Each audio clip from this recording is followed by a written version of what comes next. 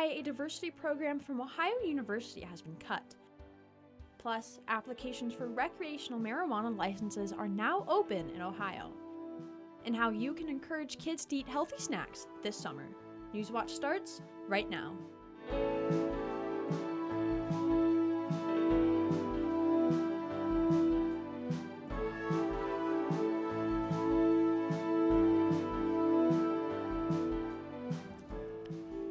Following a civil rights complaint, Ohio University officials have replaced a diversity program in the College of Medicine. Good evening, I'm Allison Patton. Welcome to Newswatch.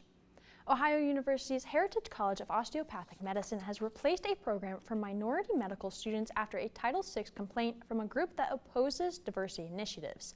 Newswatch reporter Skane Scalfaro has more. The Cleveland Clinic Physician Diversity Scholars Program gave students from underrepresented backgrounds a mentor in the medical field. Mark Perry says that's illegal. Yeah, well, the problem is that it's really a blatant violation of Title VI of the Civil Rights Act of 1964, which says that if you're a recipient of federal funds like Ohio University, then you're legally obligated to actively enforce Title VI, which prohibits race-based discrimination. Perry is a senior fellow at Do No Harm, which considers diversity, equity, and inclusion a divisive trend in medicine and targets it across the country. After Perry filed a complaint against the program, the university quickly wiped it of all mention of race and removed the word diversity from the name. I applaud them for doing this and doing it quickly. But if programs like this really violate the Civil Rights Act, how do they become so widespread, and what makes them illegal now? We took that question to Bridget Harrington, an attorney who specializes in civil rights and higher education. She says using civil rights complaints to protect white Americans is relatively new. You saw a huge uptick of these during the Trump administration, and that is when you saw OCR enforcing a lot of these. She says that's when the U.S. Department of Education's Office for Civil Rights started enforcing Title VI to favor majority groups like white Americans. Harrington says universities could lose federal funding challenging an OCR decision. Really, most of them look at it as a no-win situation. And she says Perry's interpretation of the Civil Rights Act is likely correct. Title VI itself doesn't say you can't discriminate on the basis of race unless you're discriminating against white people. It protects every race equally from discrimination.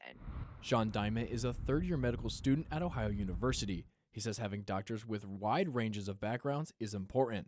We physicians are tasked with objective truths. The objective fact is we have people from various backgrounds, so we should be aware and able to take care of people from various backgrounds. Perry says if we want better representation, we should look at what happens before college. If there's a shortage of Black medical students applying and being accepted into U.S. medical colleges, then maybe the problem is what happens before they apply to medical school. And Harrington says universities don't have to give up on diversity. You can make something that tends to attract certain demographics, certainly. And they can still actively recruit students from underserved areas. Reporting for Newswatch, I'm Skane Scalfaro in Athens. Ohio University says the replacement program will still support students who have experienced socioeconomic, educational, or other disadvantages. A newly unveiled mural in Athens is helping spotlight the artistic efforts of 5 high school students.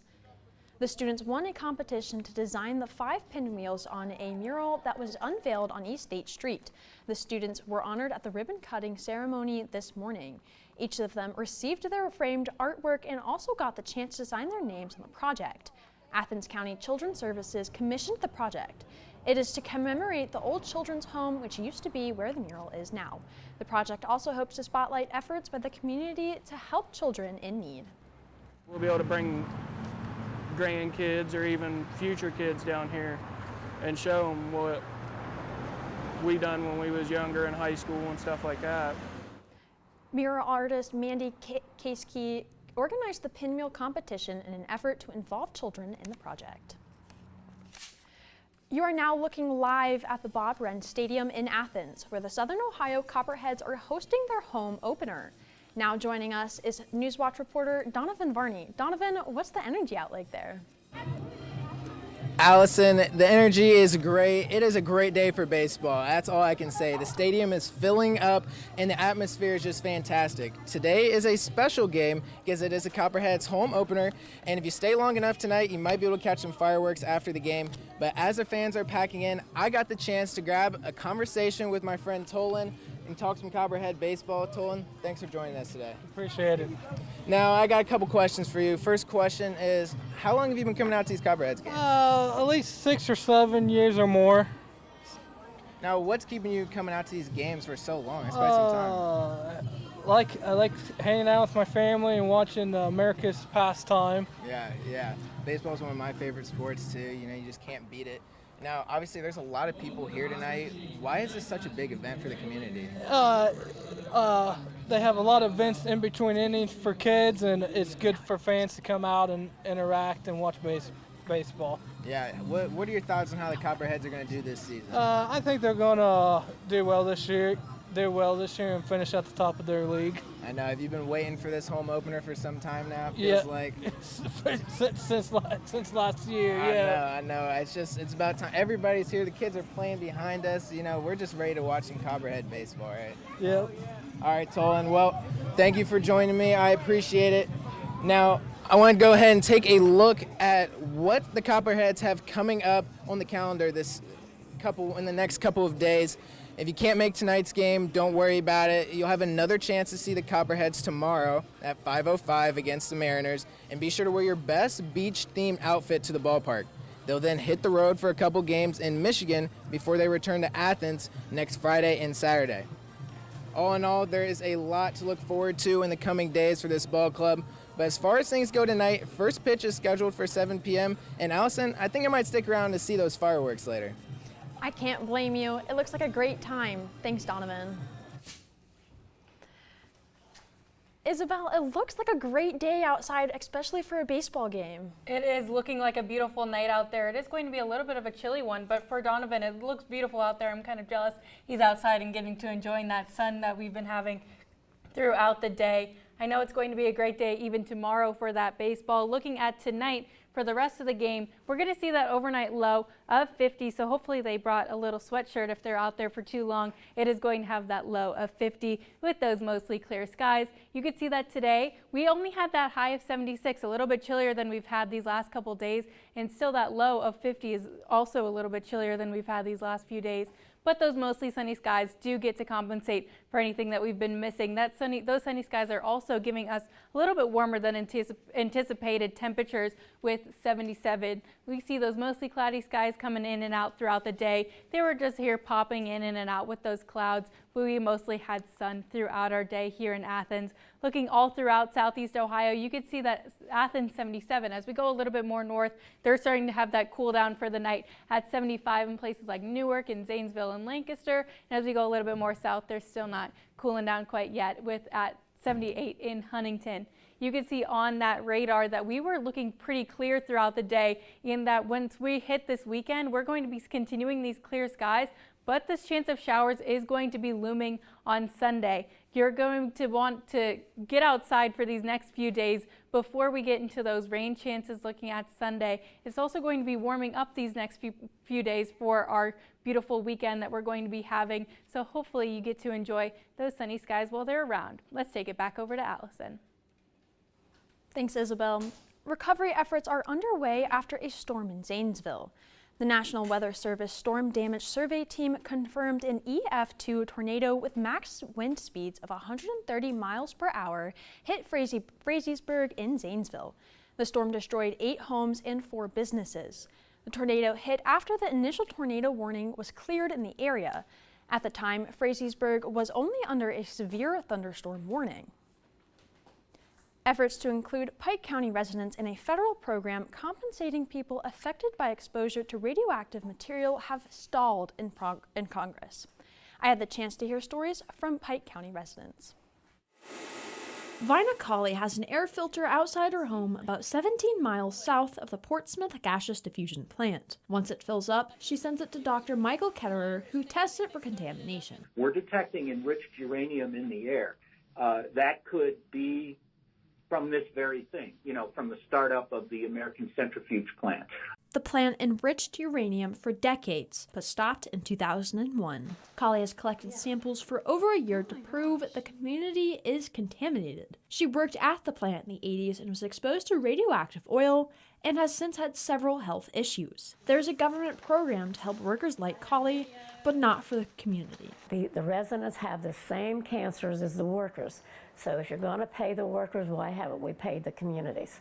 Gina Doyle has collected hundreds of stories from people who have lost family to cancer, all with a connection to the plant. This right here is the list from my Facebook group. These names of these people made me cry. The Radiation Exposure Compensation Act gives money to some uranium workers with cancers, but doesn't cover communities and leaves out Ohio. Senator Sherrod Brown is trying to convince the House of Representatives to amend the Act's reauthorization to add Ohio zip codes, but the House has yet to pick up the bill. So the Piketon community waits, and Kali keeps collecting samples. Reporting for Newswatch, I'm Allison Patton. The bill passed the Senate without an expansion for Ohio in March and has been sitting in the House of Representatives up to its expiration date today. For Ohio to be added, the House needs to pass the act with Brown's amendment. The city of Athens is closing part of East Washington Street Monday for work on the Athens City Cupola. The street will close at 8 a.m. from College Street to the entrance of the Athens City parking garage. Parking garage and City Hall access will remain open during business hours. The closure ends at 6 p.m. on Monday, but additional lane restrictions are expected through the week. For more information, contact Athens Deputy Service Safety Director Andrew Chickey at the number on your screen. Coming up, Ohioans are one step closer to getting recreational marijuana. And President Biden announces a multi-million-dollar package for Ukraine. In California, they're experiencing some pretty high temperatures. What is it looking like here in Athens? Next on Newswatch. Ken Burns and his brilliant team at Florentine Films has taken on one of the pillars of American culture, country music. It's a great Russian novel of a story. You meet layer upon layer of characters, generation upon generation of families. Ken is a great unifier. It's not just about the music, it is about who we are as Americans. Please join me, Kathy Mattea, for Ken Burns Country Music. Saturday at 9 on WOUB. Oh, there's one right next to us. An ocean giant is disappearing. What's the cause? And what will it take to save them? Give nature a chance and it'll come right back. That's what we're asking for, is to give the right whale a chance. Saving the Right Whale on Nova. Wednesday at 9 on WOUB. We must save our oceans, and we must also feed ourselves. Thankfully, there are people trying to do both. There's no reason why more people shouldn't have access. This kind of creative farming is extremely important. I want you to fish, but I want you to fish smart. Sustainability is to extend life, not just of the fish, but of us.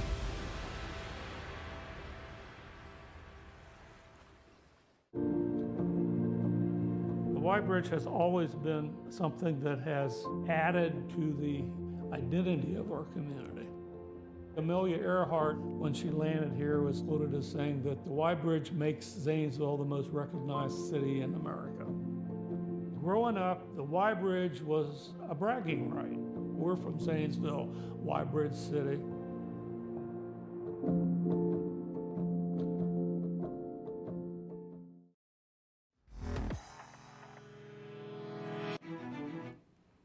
Ohio vendors are now eligible to apply for a license to sell recreational marijuana. Starting today, the Ohio Cannabis Control Division is accepting applications for dual licenses that will allow medical marijuana dispensaries to also sell non-medical cannabis. This was required by a provision Issue 2, which was initiated in 2023.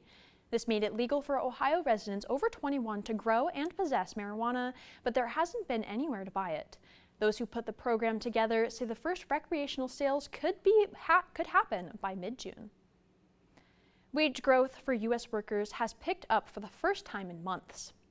The national pay average in May was $34.91 an hour. Ohio's average hourly pay falls nearly $11 under the average at $23.15. The national average is up 14 cents from April. While this may be great news for workers, higher labor costs could be passed on to consumers through increased prices. You could see that in parts of California, Arizona, and Nevada, they're experiencing temperatures in those 100s. We're seeing Phoenix right now, 110. But as we get closer to Athens, you can see our closest look, Pittsburgh, only in those 70s. We are getting a little bit of the cooling from this cold front that made it through our area. You can see that in southeast Ohio. Right now, Athens 77. As we go a little bit more north, they are on a little bit of a cooler side at 75. And as we go a little bit more south, Huntington at 78. We're going to be seeing tonight, those temperatures are going to start to cool down to that overnight low of 50. It's definitely going to be a little bit of a chilly one. So if you have any Friday night plans, make sure you grab that sweatshirt before you head out. Those mostly clear skies throughout our night. We're going to be seeing how those clear skies have really made their way through, but after the little blips of rain that we had yesterday. But the system that is developing over to the west, that's going to be hitting us looking as early as Sunday and into our midweek next week. We're going to see tomorrow, though, just those partly sunny skies from those clouds that are coming in. That high of 80, it's going to be warming up tomorrow. Even that low temperature of 63 is a lot warmer than we've been having today. We're going to be seeing at as close as tomorrow morning that this high pressure system is still in our area, giving us some general clouds throughout the day. Then looking at tomorrow night, Saturday night, we're going to be starting to see this low pressure system really build off to our west. That is going to be giving us a lot of moisture and could produce some rain looking at Sunday. We can see that Sunday morning we're kind of surrounded by this rain chance. It's going to be giving us that moisture that I was talking about. It's going to be a little bit of humidity for our Sunday. And then looking at Sunday night, that's whenever we're inching into those rain chances. You can see we're still in that dark green area. We're not going to have very much rain. We're looking at less than a half an inch for our Sunday into Monday, and it's really going to be a sporadic, isolated incident. So definitely make sure you have that umbrella handy, but you won't need it very much looking at Sunday into Monday. You can see in that 7-day outlook, that chance of showers that is going to be lingering from Sunday until Wednesday. We're going to be having those temperatures stagger in those 70s for those few days and then get back to our 80s looking as soon as next Wednesday. For those for the low temperatures, you can see that after Sunday, they are going to be waving in those 50s until we hit Wednesday once again. Then once we hit Thursday, we're going to be looking a lot more seasonal. We're going to be in those high 80s in that low of 60 for Thursday. And then looking at this time next week, we got some more rain on that forecast. We're going to look at that 50% chance of rain in those mid 80s for Friday with that low of 64. So definitely make sure to enjoy those partly sunny skies while they're around for tomorrow and for the early morning on Sunday before that rain comes and drowns us out for these next few days. Let's take it back over to Allison. Thanks, Isabel. A new aid package is coming to Ukraine, and it's aimed to help the war-torn region rebuild its electric grid. President Joe Biden announced a $225 million funding package for Ukraine. During his meeting in Paris with Ukrainian President Volodymyr Zelensky, Biden apologized for the delay in announcing the funding, blaming the holdup on Republican opposition in Congress. President Biden noted this now makes it 6 significant funding packages Ukraine has received to help the country in its war against Russia. A temporary pier made by the U.S. military to bring aid into Gaza is resuming operations today. A U.S. defense official says if all goes according to plan, aid distribution will restart tomorrow. The pier has only been operating for a few days before it was damaged by heavy seas last week. Before the pier's damage, the maritime corridor helped deliver about 1,000 metric tons of aid into Gaza. Up next, indulging in a snack this summer doesn't have to be unhealthy. Find out why. And for the latest from Newswatch, follow us on X, formerly Twitter, Instagram, and YouTube.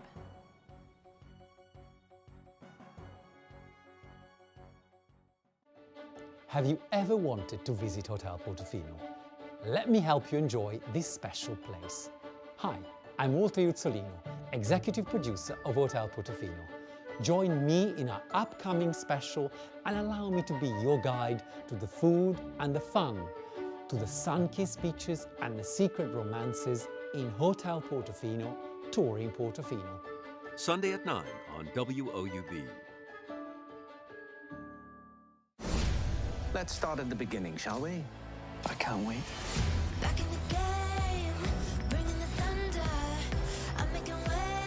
People will be watching your every move. I can handle it. Let's go. So, what's your secret? Things are starting to move in the right direction. Tell us everything. Are you ready for more? Just getting started. Locked on the target. Are you ready for more? No one is going to tell me who I can or can't be. Troubles, honey? Like you wouldn't believe. Hop in. Every day, I see the evidence of all that love can do. Whatever happens, we'll be together. There's nowhere else in the world I'd rather be.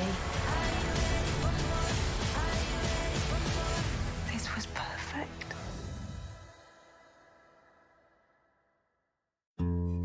Regardless of your stage of life, whether you're starting your first job, getting the keys to a new home, or enjoying retirement, it's never too early or too late to create an estate plan to care for loved ones and support the causes that are meaningful to you. WOUB Public Media is pleased to have partnered with Giving Dogs, a free resource for building an estate plan that fits your needs and protects the people and causes you care about. Visit WOUB.org and click the Support tab to get started today.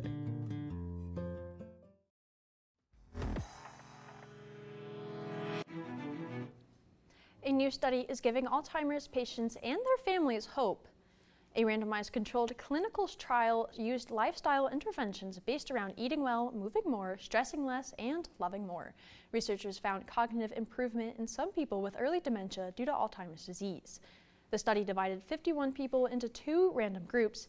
An intervention group that consumed a vegan diet, did daily aerobic exercise, practiced stress reduction, and engaged in online support groups. After 5 months, 10 people saw improvement in their thinking skills. The rest in the intervention group stayed the same. Most people in the control group saw cognitive decline. This is the time of year when kids are out of school. It can be hard to get picky eaters to choose snacks that are good for them. Mandy Gaither has some ideas on how to encourage kids to have healthy snacks at home. It may be summer break, but it's never time to break with healthy habits. Routines are usually off.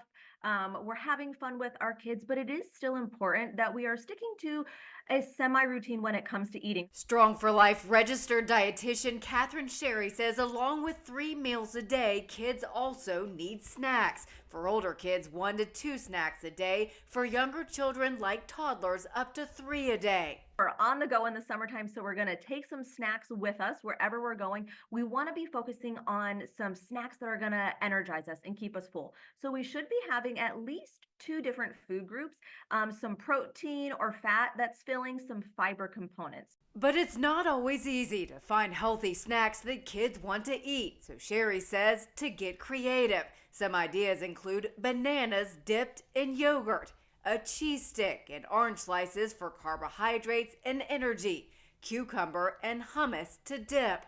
You can freeze them, throw them in the bag, and then they'll thaw in about 1 to 2 hours. If you want a snack that feels like a treat, try freezing fruit in yogurt.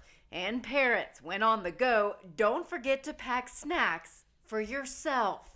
You eating is a great role model that your child then sees you eating and is more apt to eat those foods and enjoy those foods with you. For Health Minute, I'm Mandy Gaither. The marketing ban on vaping products produced by Juul Labs has been lifted. The FDA announced marketing denial orders for the company's products are rescinded. Juul confirmed its products can stay on shelves as a scientific review is done. A marketing ban was slapped on the company's products by the FDA in 2022, covering devices, tobacco, and menthol-flavored pods. That, however, was stayed weeks later to allow for additional scientific review.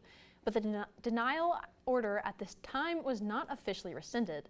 The FDA says rescinding the marketing ban, quote, does not indicate whether the applications are likely to be authorized or denied, end quote. Regulators say no decision has been made on if products will ultimately stay on the market.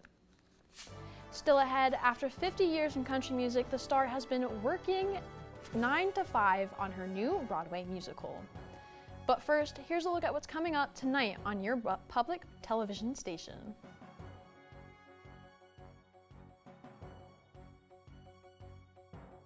For more than 70 years, WOUB Public Media has been the place where people in our region turn to learn how stories of the past ignite the imagination of the future. It's where information, entertainment, and education work together to inform, enlighten, and inspire generations. It's the place where the community gathers to hear and see our world in new and innovative ways. WOUB, the public media you trust that's worthy of your support. This November's election will be critical. We will be electing a new president, a new Congress, and scores of state and local leaders. We'll be asked to approve initiatives from abortion to taxes to education. Do you know what's at stake? Will your voice be heard? Many states have made changes on where, when, and how you can vote. To find out what's on your ballot and what you need to know to make sure your vote is counted, go to pbs.org/preservingdemocracy.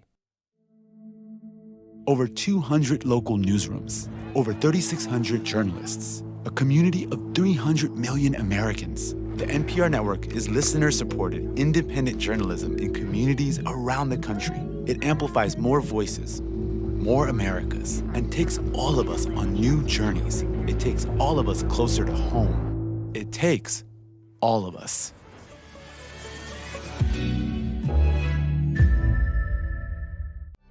There have always been those of us looking for stories that keep us alive. You're born to this world to make a difference. It's about building systems that will save lives. El deseo de ser pastor se está acabando. Es una especie en peligro de extinción. No one is the same. Everybody is so unique.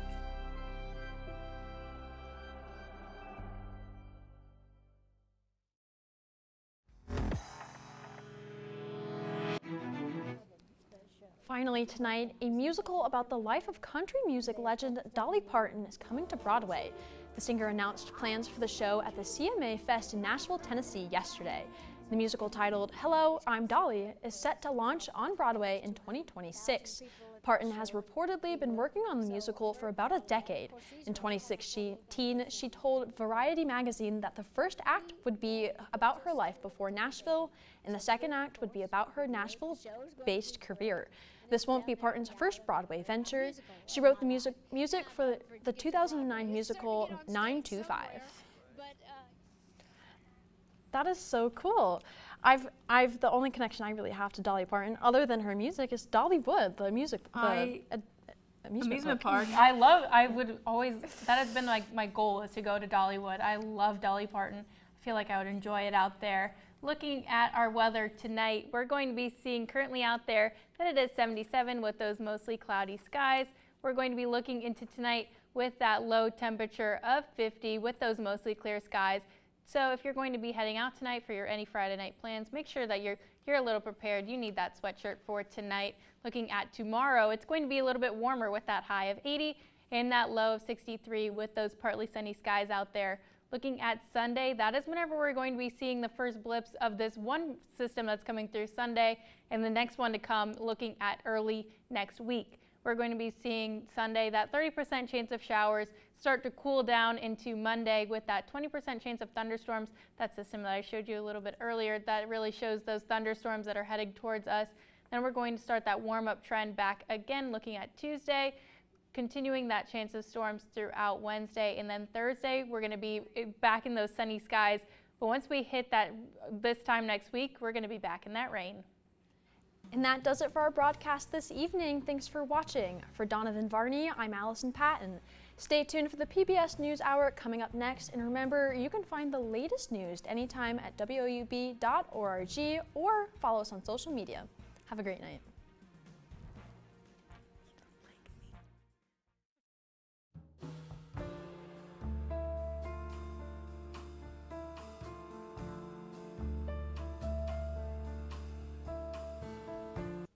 Support comes from Goldsberry Wealth Strategies and